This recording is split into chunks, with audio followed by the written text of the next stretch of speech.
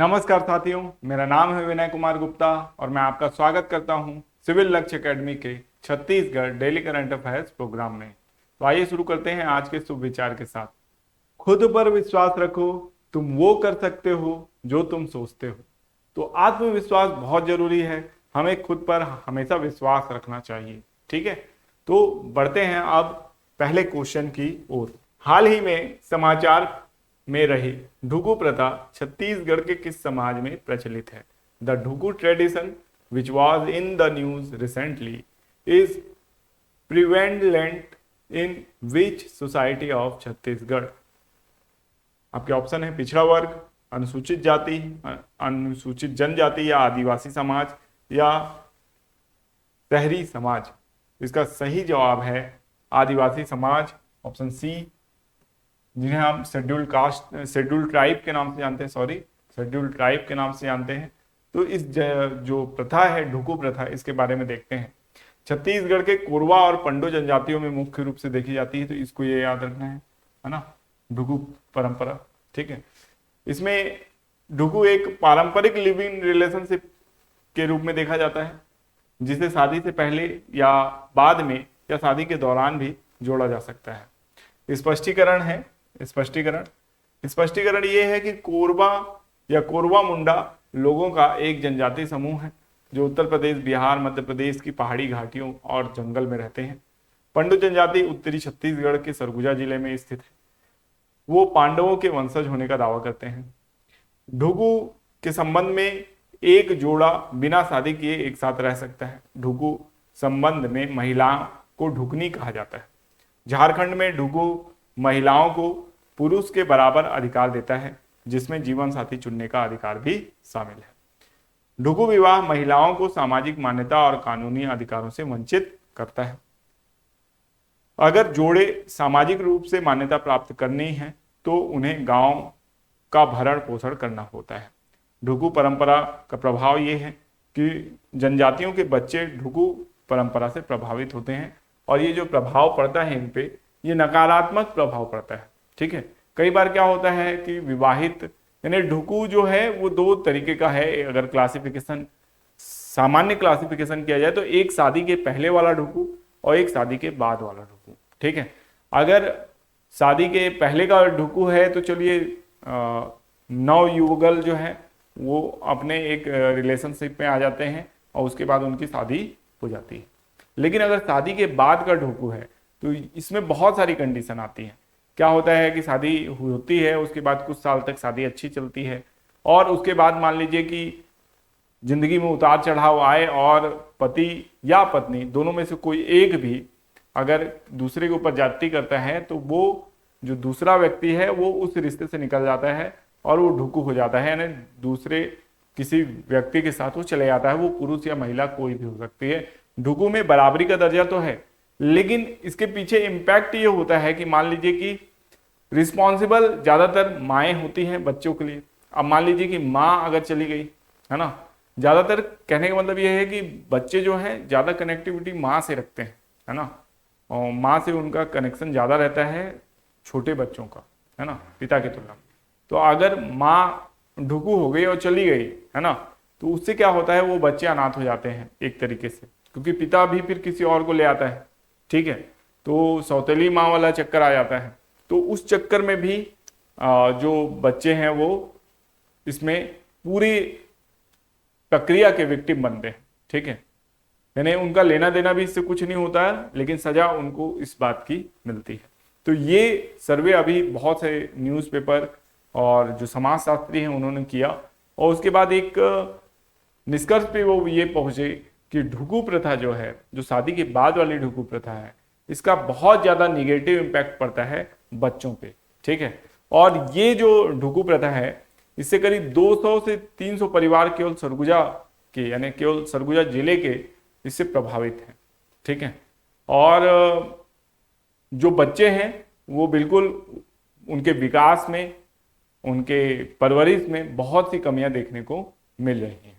जो सामान्य उसी जनजाति के बच्चे हैं जो ढुकू से प्रभावित नहीं हैं वो अच्छा ग्रोथ कर रहे हैं। जो ढुकू से प्रभावित बच्चे हैं वो विभिन्न प्रकार की बुरी लत में फंस चुके हैं या वो बहुत ज़्यादा आत्मविश्वास अपना कम कर चुके हैं, खो चुके हैं। ठीक है, तो ये स्थिति बनती है।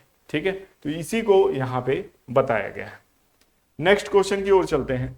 नेक्स्ट क्वेश्चन देखने से पहले मैं आपको बता दूं, एक बहुत जरूरी सूचना है, एक बहुत जरूरी सूचना है जिसके बारे में मैं आपसे बात करना चाहता हूं।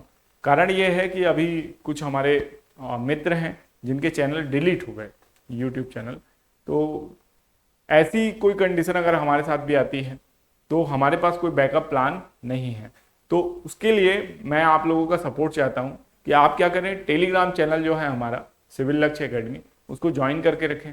इसके अलावा इंस्टाग्राम चैनल है, उसको भी ज्वाइन करके रखें। और साथ ही साथ एक प्रक्रिया मैंने भी शुरू की है कि अब जो वीकली करंट अफेयर्स हमारा आता था, संडे को आता था, वो वीकली करंट अफेयर्स अब हम नए चैनल में आपको प्रोवाइड करेंगे, जिसका नाम जो होगा वो सीजी करंट अफेयर्स है। उस चैनल का नाम हमने दिया है और उसमें अब जो भी वीकली करंट अफेयर्स होंगे और मंथली करंट अफेयर्स होंगे उसमें आएंगे, जबकि डेली करंट अफेयर्स हमारे इसी चैनल में आएंगे, सिविल लक्ष्य एकेडमी में। इससे क्या होगा कि एक हमारा दूसरा चैनल भी तैयार हो जाएगा। मान लीजिए कि कभी कोई अनहोनी होती है इस चैनल के साथ और ये चैनल टेम्परेरी सस्पेंड हो जाता है या डिलीट हो जाता है, तो हमारे जितने भी व्यूअर्स हैं वो दूसरे चैनल में शिफ्ट हो सकेंगे और हम भी अपना डेली करंट अफेयर्स उसमें अपडेट करने लगेंगे। तो मेरी यही रिक्वेस्ट है आप लोगों से सभी से कि आप दूसरा जो चैनल होगा उसका लिंक अपन टेलीग्राम चैनल में प्रोवाइड करेंगे आपको, है ना। तो टेलीग्राम चैनल से आप उस लिंक को जाके क्लिक करके उसको भी आप क्या कर लेंगे, सब्सक्राइब कर लेंगे उस चैनल को। उसमें वीकली करंट अफेयर्स आपको फिलहाल मिलते रहेंगे, वीकली और मंथली करंट अफेयर्स, और डेली करंट अफेयर्स आपको इसी चैनल में मिलेगा। इससे हमारे दोनों ही चैनल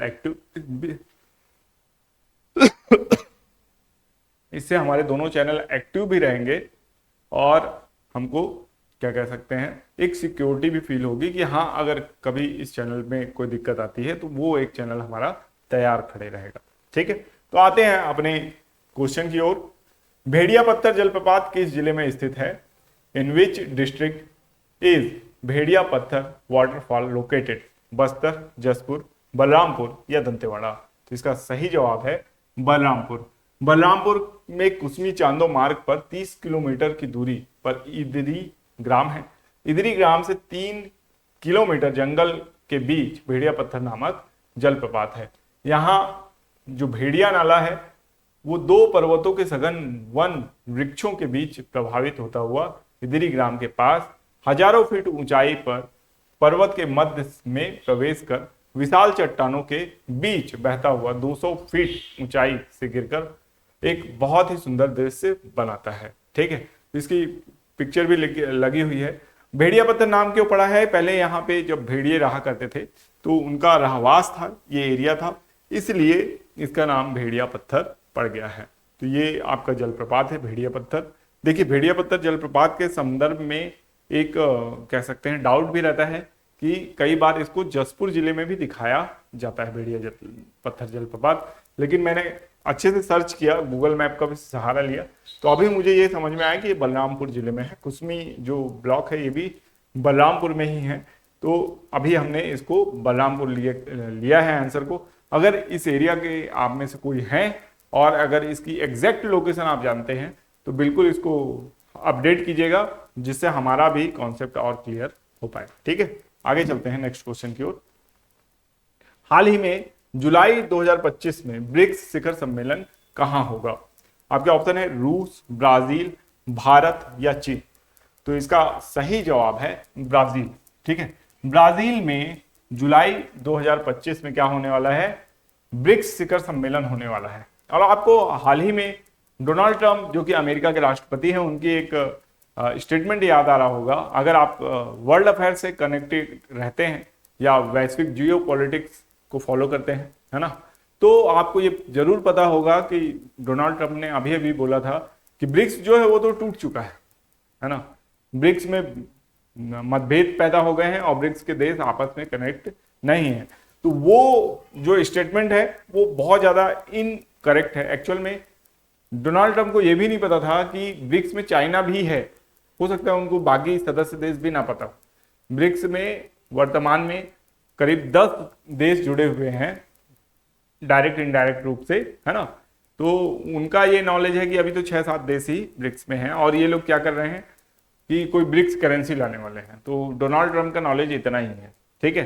तो इसलिए वो कई बार आधी अधूरी नॉलेज से ही स्टेटमेंट दे देते हैं। ब्राजील 2025 तक विकासशील अर्थव्यवस्थाओं के समूह की अध्यक्षता करेगा और वह वैश्विक शासन सुधार और वैश्विक दक्षिण देशों के बीच सहयोग को बढ़ावा देने पर ध्यान केंद्रित करेगा।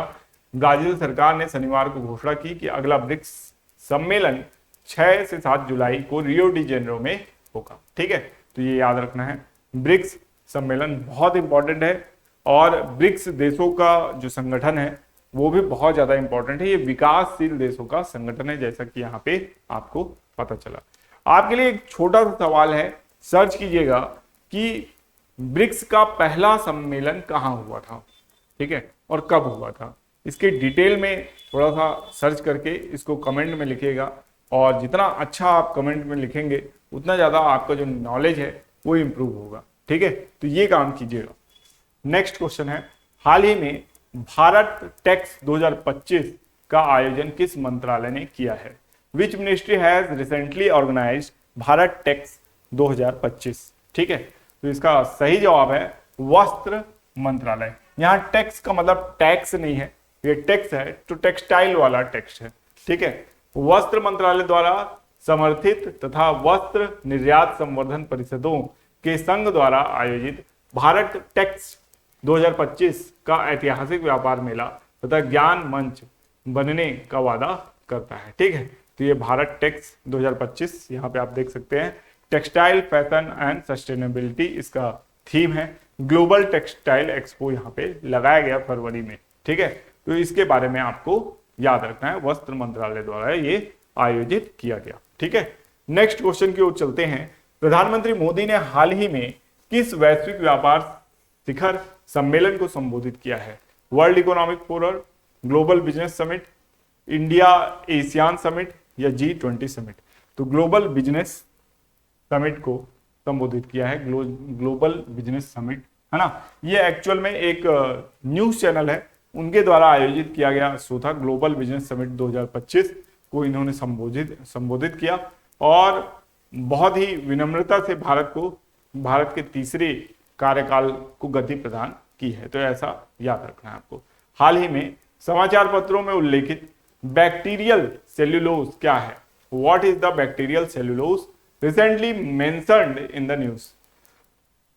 आपके ऑप्शन है, कुछ बैक्टीरिया द्वारा उत्पादित एक प्राकृतिक बहुलक, मिट्टी में पाया जाने वाला एक फंगल उत्पाद, एक प्रकार का सिंथेटिक कपड़ा या उपरोक्त में से कोई नहीं। तो इसका सही जवाब है जीवाणु जो है, इसका सही जवाब है पहला ही ऑप्शन था, ठीक है। पहला ऑप्शन यहाँ पे दिया, कुछ बैक्टीरिया द्वारा उत्पादित प्राकृतिक बहुलक, ठीक है। यहाँ पे आप देख सकते हैं, शोधकर्ताओं ने पाया है कि जीवाणु सेलुलोज का उपयोग पौधों को तेजी से ठीक करने और पुनर्जीवित करने में मदद एक पट्टी के रूप में किया जा सकता है। यह बैक्टीरिया द्वारा निर्मित एक प्राकृतिक बहुलक है, इसको याद रखिएगा। यहाँ पे आंसर अपडेट नहीं हो पाया है, उसके लिए क्षमा चाहेंगे। बैक्टीरिया द्वारा निर्मित एक प्राकृतिक बहुलक है, इसमें अद्वितीय गुण है जो इसे पौधों के घाव की देखभाल के लिए प्रभावी बनाते हैं। जीवाणु सेलुलोज पट्टियां रासायनिक उपचारों के लिए एक स्थायी विकल्प प्रदान करती हैं। यह विधि स्वस्थ पौधों की वृद्धि और पर्यावरण के अनुकूल खेती का समर्थन करती हैं। यह पौधे के उपचार को बढ़ाता है, जिससे बेहतर फसल की पैदावार और लचीलापन होता है। यह सफलता जैव प्रौद्योगिकी को कृषि में एकीकृत करती है, जिससे टिकाऊ खेती और खाद्य सुरक्षा को बढ़ावा मिलता है। तो इस तरीके से आप इस बात को समझ सकते हैं। नेक्स्ट क्वेश्चन है, फरवरी 2025 में भारत ने किस देश के खिलाफ पुरुष क्रिकेट वनडे सीरीज 3-0 से जीत ली थी? ऑस्ट्रेलिया, इंग्लैंड, दक्षिण अफ्रीका या न्यूजीलैंड? इस क्वेश्चन को हम लोग पहले भी देख चुके हैं, तो इसका जवाब देने का प्रयास कीजिए। तो इसका सही जवाब है इंग्लैंड। इंग्लैंड के खिलाफ भारत ने वनडे सीरीज में इंग्लैंड को 3-0 से क्लीन स्वीप किया और 12 फरवरी 2025 को अहमदाबाद में आयोजित फाइनल मैच में इंग्लैंड को 142 रन से पराजित भी किया था, ठीक है। किस संगठन ने ग्लोबल इंफ्रास्ट्रक्चर रिजिलियंस रिपोर्ट प्रकाशित की?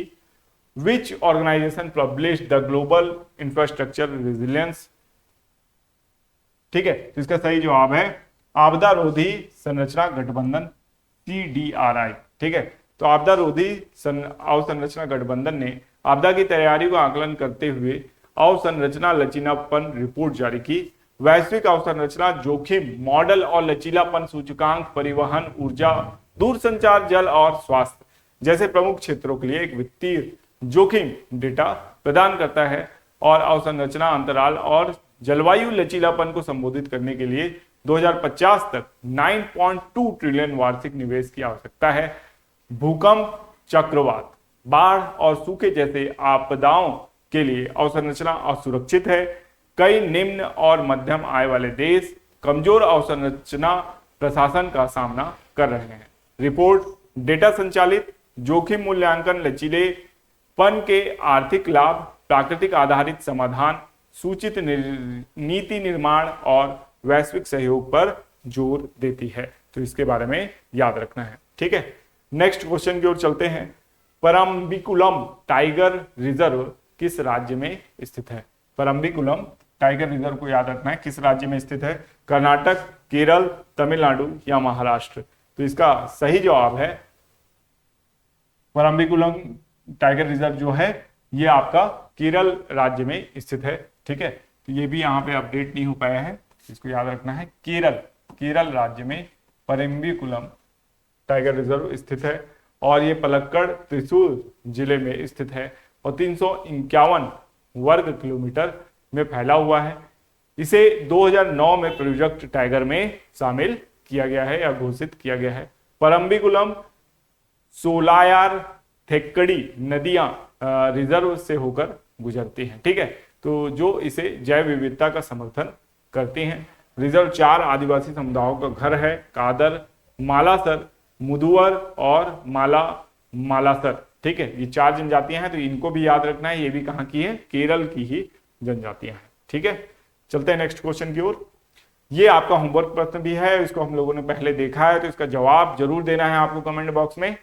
तो आपका क्वेश्चन है, हाल ही में थाईपुसम 2025 का उत्सव कहाँ शुरू हुआ है?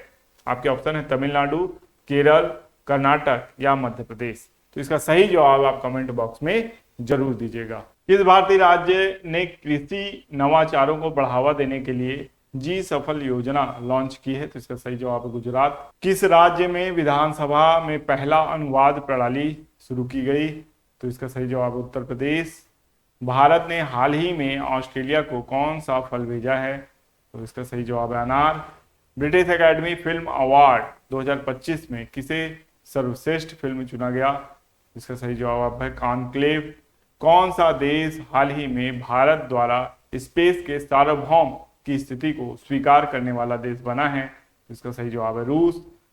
2025 का विश्व कप किस खेल के लिए भारत में आयोजित किया जाएगा? तो इसका सही जवाब है क्रिकेट। दिल्ली में नई मुख्यमंत्री के रूप में किसे नियुक्त किया गया है? तो इसका सही जवाब है रेखा गुप्ता। कौन सी भारतीय कंपनी ने हाल ही में यूनिकॉर्न स्थिति हासिल की है जिसका मूल्य $1 अरब हो गया है? तो इसका सही जवाब है ओयो। वन अग्नि घटनाओं के मामले में बीजापुर का कौन सा स्थान है? तो तीसरा स्थान है। और 2027 में होने वाले ई स्पोर्ट्स की मेजबानी कौन सा देश करेगा? तो इसका सही जवाब है सऊदी अरब करेगा। ठीक है, तो इस तरीके से ये पिछले वीडियो का होमवर्क प्रश्न भी था जिसको हम लोगों ने देख लिया है। तो आशा करते हैं ये वीडियो आपको पसंद आया होगा। ये वीडियो पसंद आया तो इसे लाइक करें, चैनल को सब्सक्राइब करें, वीडियो को ज़्यादा से ज़्यादा अपने दोस्तों में शेयर करें। टेलीग्राम चैनल, इंस्टाग्राम चैनल जरूर ज्वाइन कर लें जिसका नाम सिविल लक्ष्य एकेडमी है। मिलते हैं नेक्स्ट वीडियो में। आपका दिन शुभ हो। धन्यवाद।